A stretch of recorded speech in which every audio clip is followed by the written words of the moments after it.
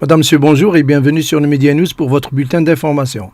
Le ministre d'État, ministre de l'Intérieur et des collectivités locales, Taïeb Belaïz, a souligné jeudi que le fichier national du permis de conduire qui sera prêt en juillet 2015 permettra aux membres de la communauté nationale à l'étranger de retirer, en moins de 40 jours, les pièces requises pour échanger leur permis de conduire contre des permis équivalents dans leur pays de résidence. Répondant à une question du député Nordin Belmeddah lors d'une séance plénière à l'Assemblée populaire nationale, M. Belaïz a annoncé la réduction des délais au profit des membres de la communauté nationale établis dans des pays liés à l'Algérie par des conventions et qui souhaiteraient échanger leur permis de conduire contre des permis équivalents. Il a précisé que le fichier national du permis de conduire permettra à tout Algérien établi dans un pays lié à l'Algérie par une convention à cet effet et qui souhaiterait échanger son permis de conduire contre un permis équivalent de retirer les pièces requises dans un délai allant de 30 à 40 jours, et ce, grâce au contact qui sera établi entre le consulat et la daïra concernée. L'Algérie est liée par des conventions de ce type à la Tunisie, à l'Italie et à l'Espagne, a fait savoir le ministre, précisant que 16 335 permis délivrés en Espagne avaient fait l'objet d'un échange. Interrogé en marge de la séance plénière, M. Belaïz a réaffirmé que les frontières algériennes sont totalement sécurisées, grâce aux efforts colossaux déployés par les éléments de l'armée nationale populaire. Concernant les wilayas où le poste de Wali est vacant, à savoir Ain Temouchent, Relizane et Annaba, le ministre de l'Intérieur a précisé que ces wilayas étaient gérés normalement par les secrétaires généraux en attendant la nomination de nouveaux Wali, sans toutefois donner de date.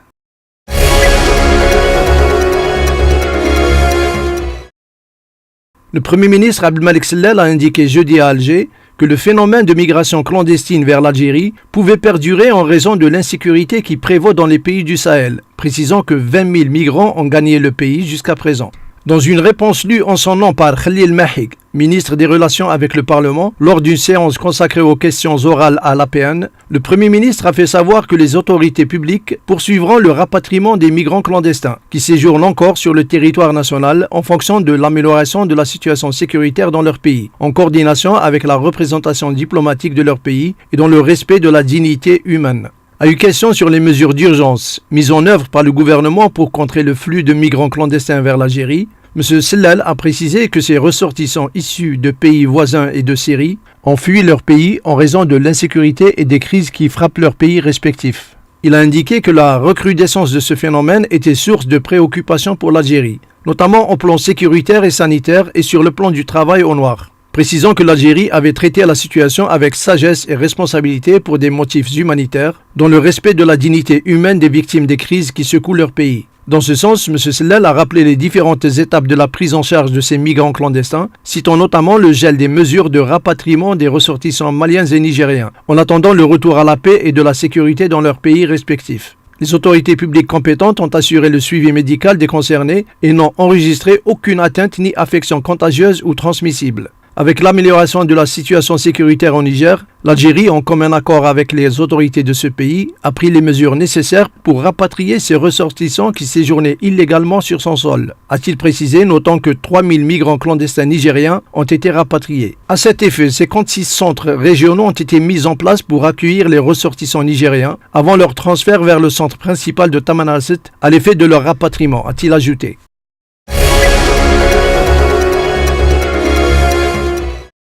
Dans le cadre de la sécurisation des frontières et de la lutte contre la contrebande et le crime organisé, 3 contrebandiers nigériens et 4 migrants clandestins de différentes nationalités africaines ont été arrêtés mercredi aux frontières du sud du pays par les forces de l'armée nationale populaire, indique jeudi un communiqué du ministère de la Défense nationale. Un détachement relevant du secteur opérationnel d'Ingezam, 6e région militaire, a arrêté le 1er avril 2015 3 contrebandiers nigériens et a saisi 2 détecteurs de métaux, ajoute la même source.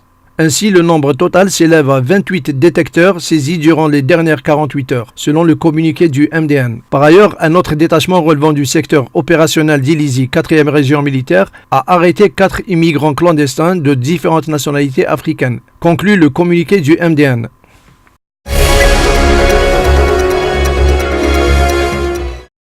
Dans le volet international, au moins 70 morts dans l'attaque de l'université de Garissa. Les islamistes somaliens Shebab ont revendiqué l'attaque de l'université de Garissa au Kenya. Alors qu'une opération est toujours en cours, selon le ministère de l'Intérieur kényan, au moins 70 étudiants sont morts lors de cette prise d'otage.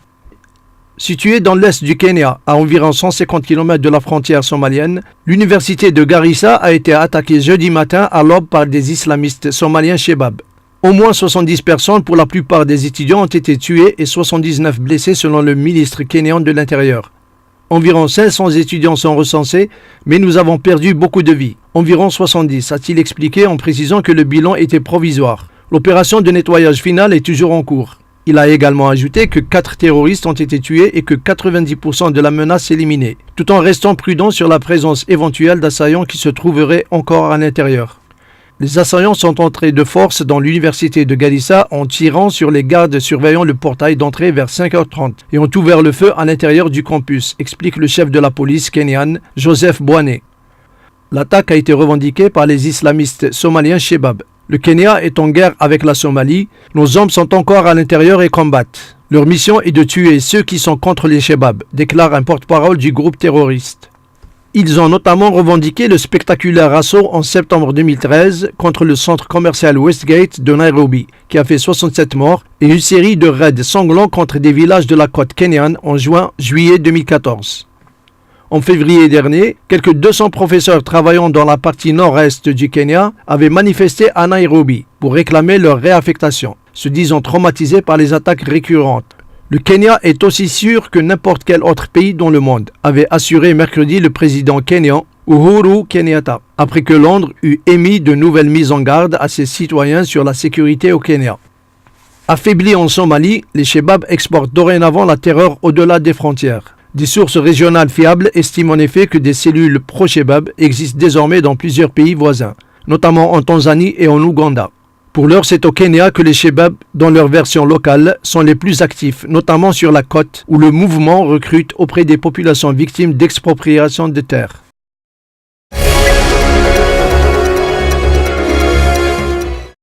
Au moins 32 personnes, dont 15 soldats et 2 civils, ont été tués jeudi dans 5 attaques simultanées contre l'armée dans le nord du Sinaï égyptien, où l'armée combat une branche locale du groupe Daesh, selon la police. Des terroristes ont attaqué à l'arme automatique et aux lance-roquettes 5 postes de contrôle routier tenus par des soldats, ont indiqué des responsables locaux de la police. Les attaques ont eu lieu au sud de Sheikh Zouaid, à environ 15 km à l'est d'El Arish, le chef-lieu de la province du Nord Sinaï.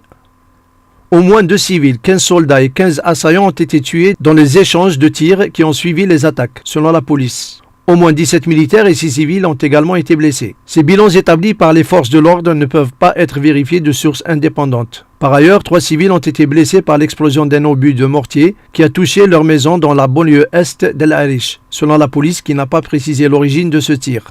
Les terroristes du groupe égyptien Ansar Bayt al-Maqdis multiplient les attaques audacieuses et meurtrières contre l'armée et la police dans le nord de cette péninsule frontalière avec Israël et le territoire palestinien de la bande de Gaza. Outre sa volonté affirmée d'établir dans le Sinaï une province du califat, proclamée par Daesh en Irak et en Syrie, Ansar Bayt al-Maqdis, fondé en 2011, d'abord pour attaquer le territoire d'Israël voisin, assure s'en prendre aux forces de sécurité égyptiennes en représailles à la sanglante répression qu'ont connue en juillet 2013 les partisans du président déchu Mohamed Morsi.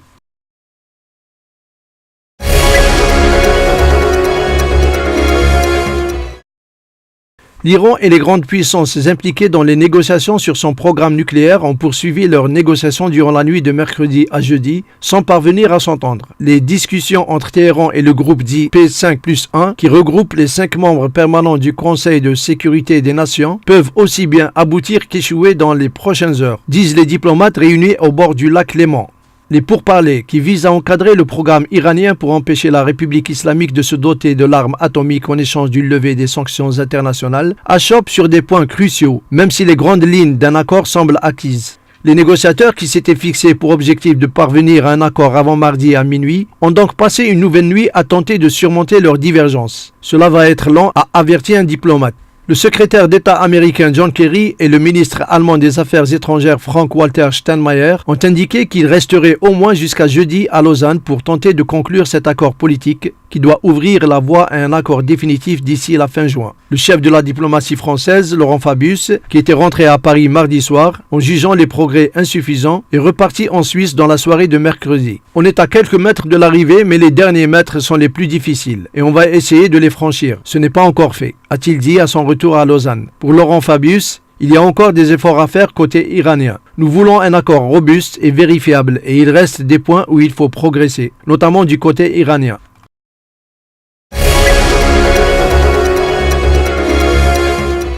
Le Dam Vostok a fait naufrage dans la nuit du 2 avril en mer d'Okhotsk, au large de l'extrême-orient russe. Selon des premières informations, le drame a fait 56 morts. En outre, 13 marins sont toujours portés disparus alors que 63 autres ont pu être sauvés. Le navire a été englouti par l'eau en l'espace d'une quinzaine de minutes, sans même avoir eu le temps de lancer un SOS. Selon l'enquête, le plus probable est que le chalutier a heurté un obstacle, ce qui a provoqué une voie d'eau dans la salle des machines. Parmi les autres hypothèses, les experts examinent une violation des règles de sécurité. Des poursuites ont été engagées pour violation des règles de sécurité de la circulation et de l'exploitation des transports maritimes. Le Dam Vostok transportait en tout 132 personnes, dont, d'après le site du comité d'enquête de Russie, 78 Russes, 42 Birmans, 3 Lettons, 5 citoyens du Vanuatu et 4 autres de l'Ukraine.